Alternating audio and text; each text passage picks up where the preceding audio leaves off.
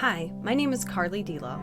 I taught middle school science for 10 years and have been using modeling instruction since 2016. I'm currently an instructional coach in Mid-Michigan and help other teachers use the modeling instruction curriculum. Today, I'm going to share a whiteboard strategy that I discovered at a modeling instruction workshop called Experts and Gatherers.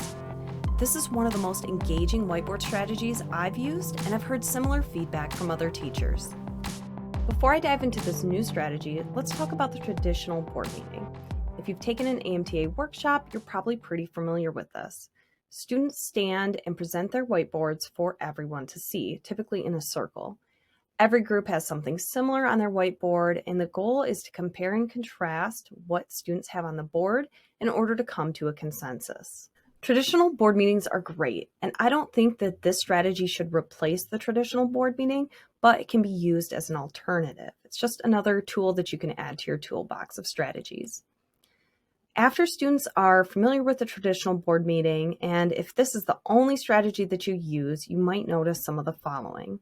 So sometimes in a traditional circle board meeting, especially the really long ones, students check out and kind of become disengaged. Another issue that you might notice with the traditional board meeting is that talking to a large group of students is intimidating, especially for our more reserved students. Also, in a traditional board meeting, it's kind of formal, so I feel like there's fewer organic questions that come up. When you notice any of these issues, this would be a really good time to introduce experts and gatherers and give it a try. So, here's how it works. Groups of 3 to 4 students create a whiteboard and then display them at their station or their group table. And then you choose one group member to stay behind. They're going to be the expert and they're going to explain their board to other groups.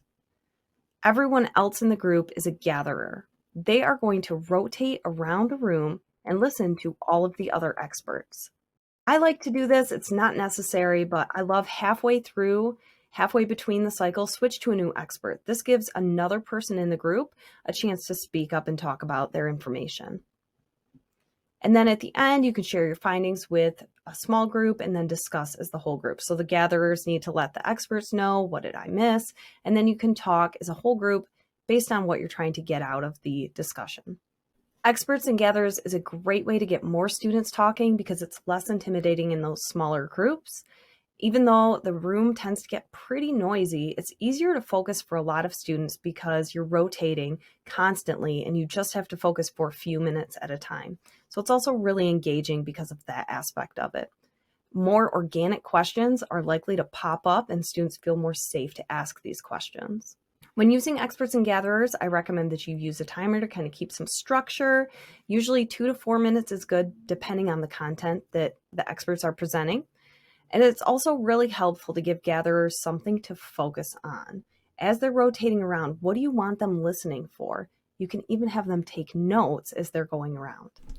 For example, after designing an investigation to determine the speed of a buggy car, we used experts and gatherers to share our procedures and findings.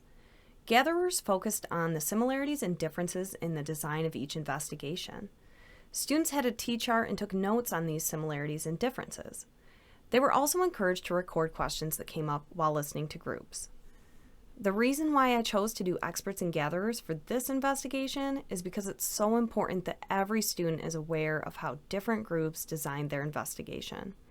The goal is to eventually come to a consensus on how to determine how fast an object is going. And before I tried experts and gatherers, this was a painful board meeting. It took forever. We went around the room and each group took their time to explain their investigation. And by the time we got to the 3rd or 4th group, everyone was checked out, including me. In this investigation, I used experts and gatherers for students to collect information. Then we held a very quick traditional board meeting where we found patterns in our investigation designs and findings. It was easier to come to a consensus because more students were engaged. Students also came to the meeting with prepared questions for the group. In the beginning, some students might experience a lot of anxiety about being an expert and they might try to avoid it altogether. Encourage students to choose experts wisely and remind them that it's okay and a really good thing to step outside of their comfort zone. A really good tip for some of those more apprehensive students is you can tell them, why don't you be the second expert when you switch halfway through? That gives them the opportunity to listen to other experts first and build a little bit of confidence there. I also really like to tell students, if we've done this a couple times, you can say, if you haven't been an expert yet this year, this might be a really good to try.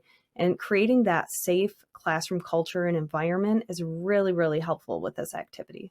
As I said in the beginning, this should not replace traditional board meetings, but it's just another strategy to use. Some other ways that I've seen it used is a review before or after a test or quiz. So before a test or quiz, let's say each group is assigned 1 to 2 questions from a study guide or some sort of review. You could also do this with a model so far. And then gatherers go around and compare their answers with other groups or compare the model so far. You could also use it after a test or quiz. And this is a really good way to review, and it's much less boring than just standing in front and asking students, what did you get for number 3? So after a test or quiz, you can assign each group a commonly missed question, and you can actually even encourage them to choose what were the hardest questions on the quiz and encourage them to pick those. And they can show how they found the answer or what the correct answer is. They can include possible misconceptions, and then gatherers rotate around and take notes on this, and they can even use that information for quiz corrections. There's also many other whiteboard strategies that I didn't have a chance to talk about in this video, and Erica Postuma helped me kind of get all of these together in one document, so you can visit bit.ly/WB strategies. And if you go to that link, you'll find a document with all of these protocols and different times when you might want to use these strategies. Please share your experiences using experts and gatherers or any other whiteboard strategies with us on social media. You can tag us at AMTA Teachers. You can use hashtag modeling instruction. You can join our Discord if you haven't already at bit.ly/AMTA Discord. You have to make an account, but AMTA has this server on Discord where you can collaborate and talk and chat with other modelers all around the globe. So it's a really great resource. Thank you for watching.